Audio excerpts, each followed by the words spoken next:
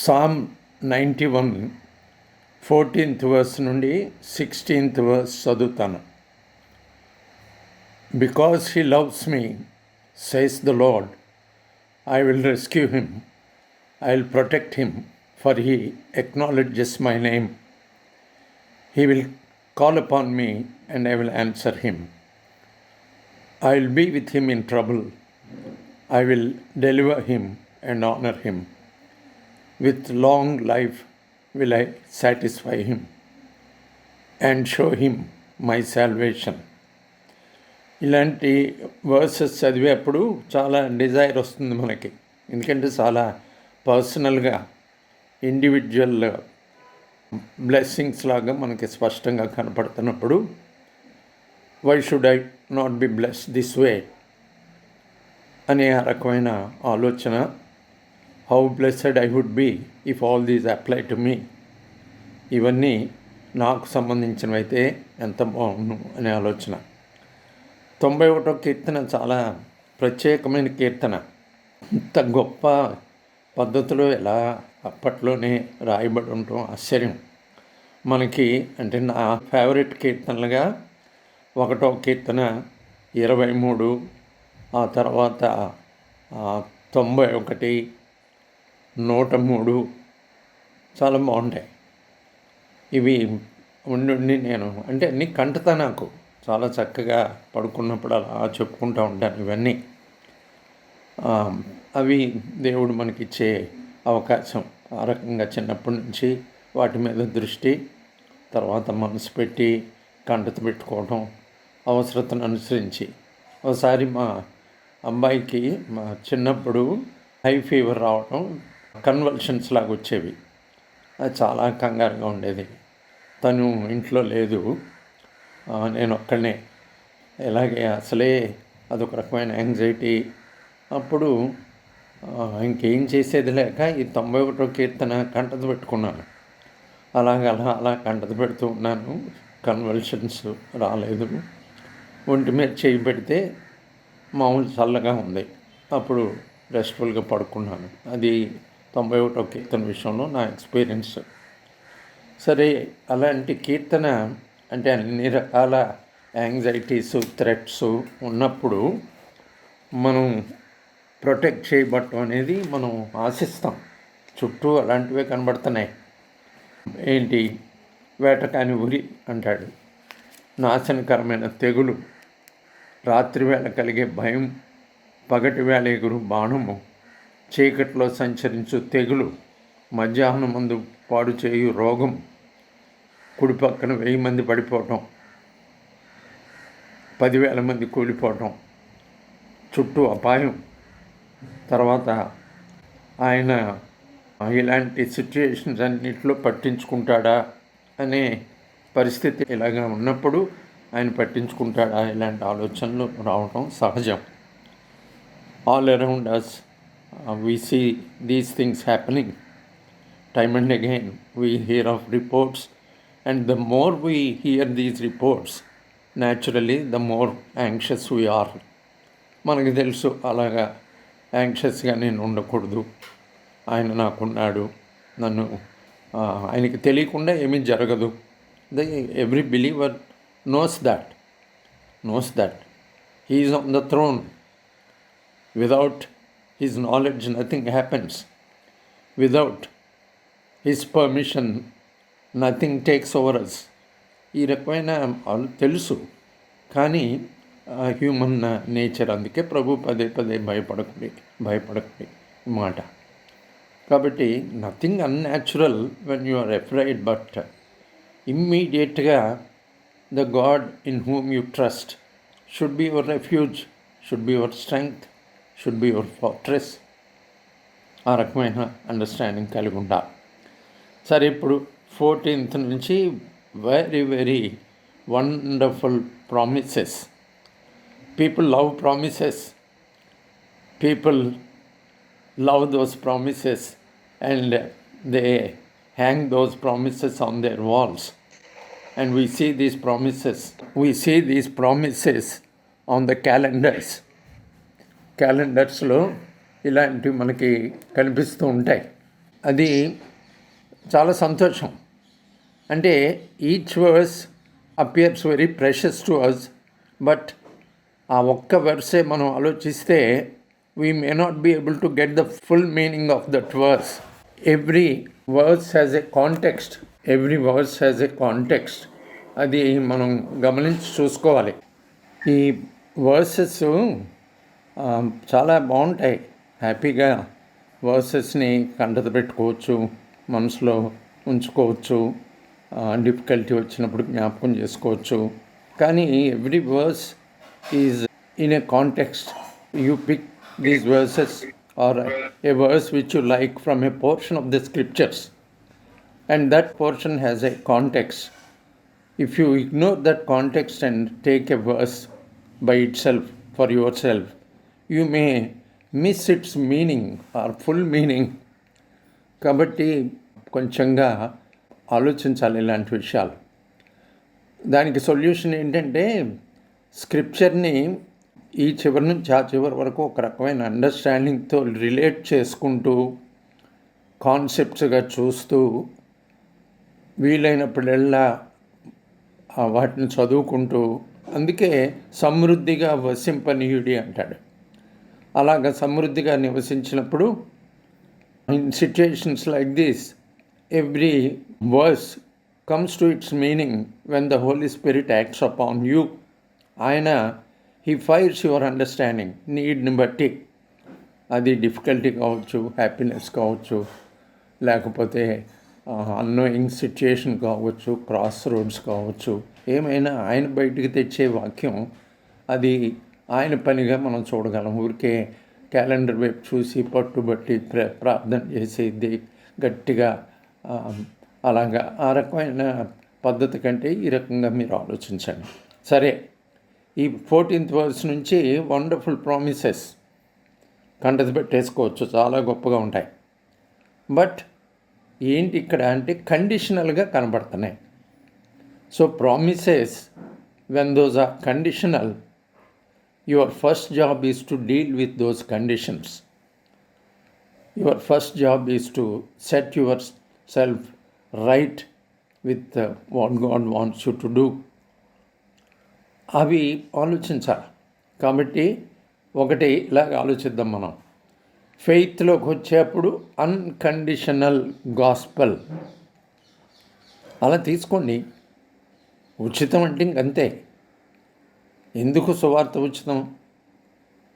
ఎందుకు జస్ట్ నమ్మి బాప్తీసం పొందినవాడు రక్షింపబడును, యేసు ప్రభువుని నోటితో ఒప్పుకొని దేవుడు ఆయన మృతుల్లో నుండి లేపినని నీ హృదయమందు విశ్వసించిన నీవు రక్షింపబడదువు, ప్రభువుని యేసునందు విశ్వాసం ఉంచుము, నీవును నీ ఇంటి వారు రక్షింపబడుదురు, ప్రభు నామం బట్టి ప్రార్థన చేయవాడెవడో వాడే రక్షింపబడి. ఇవన్నీ కూడా ఫ్రమ్ సిన్. కాబట్టి basic for anybody to enter into God's kingdom or God's family, basic. కాబట్టి ఇక్కడెక్కడ కండిషన్స్ కనబడినప్పుడు మనం ఏమనాలంటే సువార్త ఉచితము, కానీ విశ్వసించి రక్షణలోకి వచ్చిన తర్వాత బ్లెస్సింగ్స్ మాత్రం కండిషనల్. ఏముంది తప్పు ఇందులో అలా మాట్లాడితే?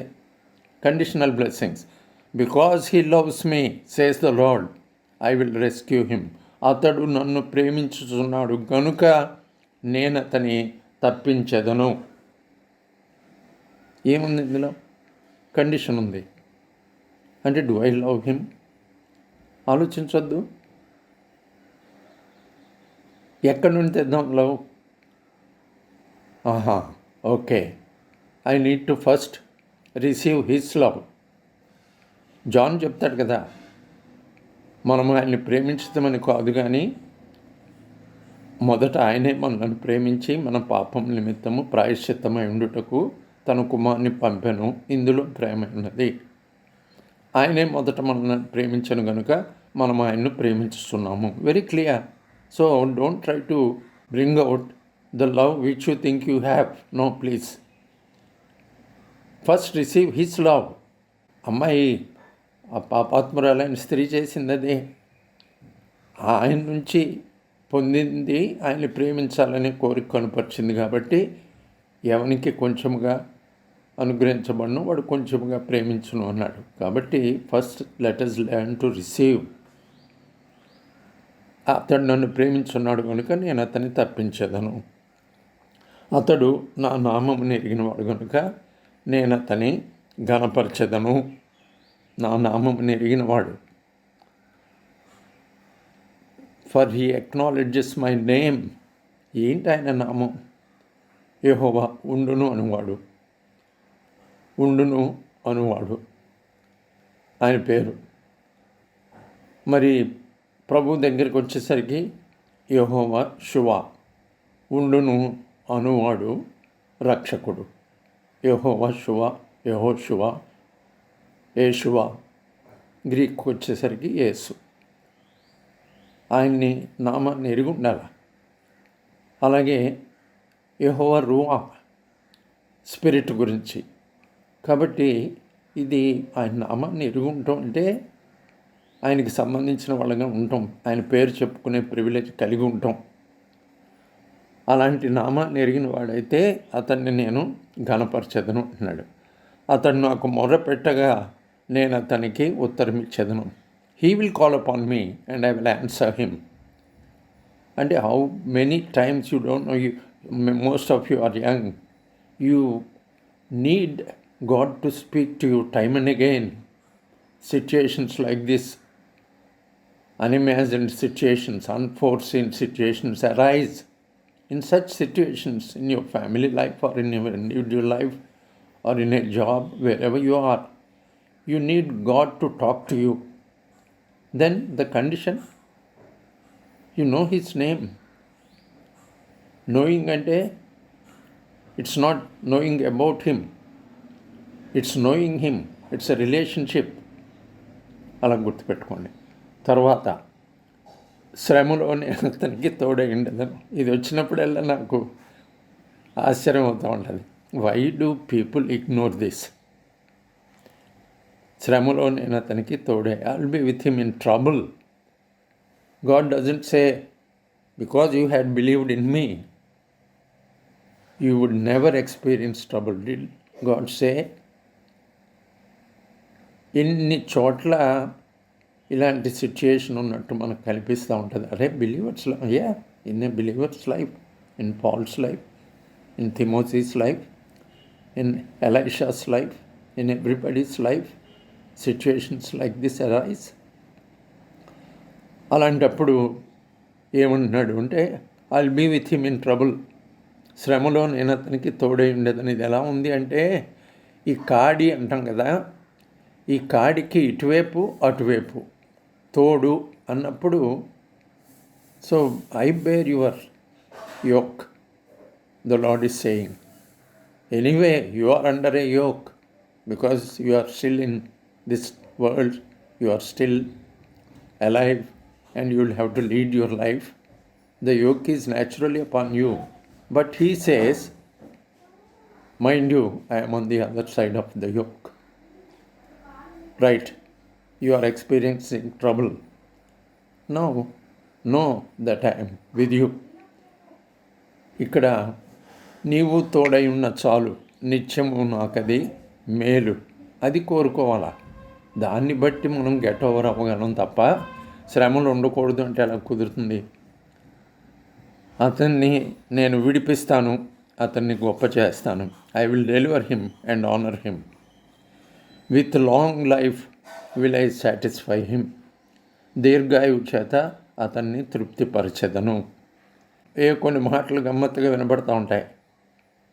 ఏంటంటే, కాకిలాగా కలకాలం బతకడం కంటే హంసలాగా 6 నెలలు బతికితే చాలు. అబ్బో లేదు. అంటే గాడ్స్ ప్రామిస్ ఏంటంటే, లివ్ యువర్ ఫుల్ లైఫ్. నీ కాలము కాకమునిపై నీ వేళ చనిపోదువు. Those who have a tendency to end their lives, those who time and again say I wish I wouldn't continue to live, no this. నీ కాలం కాకముందు నీ వేళ చనిపోదు. ఆయన సెలవు అవ్వాలి కదా. So when he ఇంటెండ్స్ long life to you, you need to welcome that. Enjoy చేయాలి, హ్యాపీగా నాకు కావాలి అని కోరుకోవాలి. ఇలాంటి విషయాలు మనం తెలుసుకుందాం. దీర్ఘాయు చేత అతన్ని తృప్తిపరచదను, నా రక్షణ అతనికి చూపించదను. With long life will I satisfy him and show him my salvation. Show him my salvation. ఈ రక్షణ ఇది మల్టీసైడెడ్ రక్షణ, మల్టీసైడెడ్. ఈ మల్టీసైడెడ్ రక్షణ విషయంలో మనం చాలా కాషియస్గా ఉండాలి. ఏంటి అంటే ఓల్డ్ టెస్ట్మెంట్లో అంతా చూసుకుంటూ వస్తే it could be from war, it could be from your enemy, it could be overcoming your ill health, it could be your prosperity, it could be many other things. రక్షణ.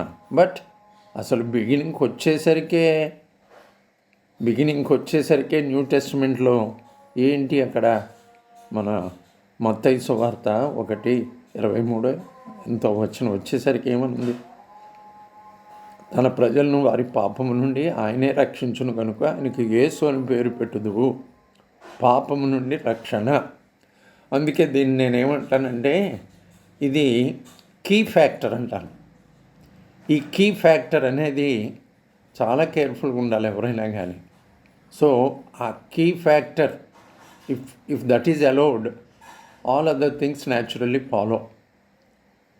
ఈ బాటిల్ నెక్ అంటాం చూసారా, ఈ key factor కానీ అందులోంచి వెళ్ళిపోతే then everything would naturally follow. ఎందుకంటే అదే లిమిటేషన్ అక్కడే. ఎగ్జాంపుల్ కూడా చెప్తాను. బిల్డింగ్ కట్టుకునేప్పుడు ఏ కొడుకు బాగా ఎత్తుగా ఉంటాడో అతను చూసుకుని ద్వారబంధం హైట్ పెట్టుకోవాలి. అతను ఫ్రీగా వెళ్ళి అలాగా ఎకానమీతో ఇల్లు కట్టుకుంటే all of this can also very happily go in. So key factor is forgiveness from sins. కాబట్టి అది రక్షణ. నా రక్షణ అతనికి చూపించదను. దాన్ని రక్షణ బాగా బైబిల్ చదివి చెప్పేవాళ్ళు ఏమంటారంటే ఇది 3 టెన్స్లో రాయబడింది. పాస్ట్ టెన్స్లో you are forgiven from your sins, పాపం యొక్క శిక్ష నుండి మీరు రక్షణ పొందారు. నౌ ఆఫ్టర్ దట్ పాపం యొక్క శక్తి నుండి రోజు రక్షింపబడాలి. From the power of sin you need to be saved. ఆఖరికి వచ్చేసరికి you are going to be saved from the very presence of sin. కాబట్టి ఒకటేమో శిక్ష నుండి రక్షణ, పాపం యొక్క శక్తి నుండి రక్షణ. మూడోది పాపం యొక్క పరిసరాల నుంచి రక్షణ. Salvation possessively, salvation progressively, salvation prospectively. ప్రభు మాటలు ఎంత విచిత్రంగా ఉంటాయి అంటే అవి ఎస్కటాలజీకి సంబంధించిన విషయాలు. కాబట్టి ఆయన వస్తూనే ఎస్కటాలజీ లాస్ట్ థింగ్స్ అనేవి దే హ్యావ్ బిగన్. కాబట్టి what is you are going to face on a future day, you have faced, and what is it you are going to get on a future day, you got it అన్నట్టు ఉంటుంది. అందుకే మన యొక్క speciality, మన రక్షణ యొక్క విచిత్రం ఏంటంటే తీర్పు అప్పుడు తీర్చాల్సిన తీర్పు ఇప్పుడే తీర్చబడింది, జస్టిఫైడ్.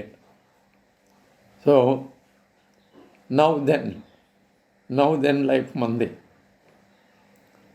నౌ దెన్ 2 కార్డుల లైఫ్. పరలోక భాగ్యం ఇప్పుడే, పంచదార కార్డు కూడా ఇప్పుడే. 2 కార్డులు జేబులో ఉంటాయి. అది దర్జా.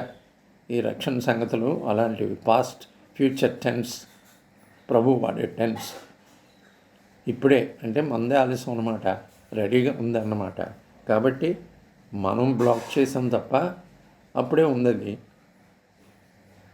అలాంటి నా మాట విని నన్ను పంపినవాని ఎందు విశ్వాసం ఉంచేవాడు నిత్య జీవము కలవాడు, పొందువాడని ఉండాలి టెన్స్, కానీ కలవాడు అన్నాడు.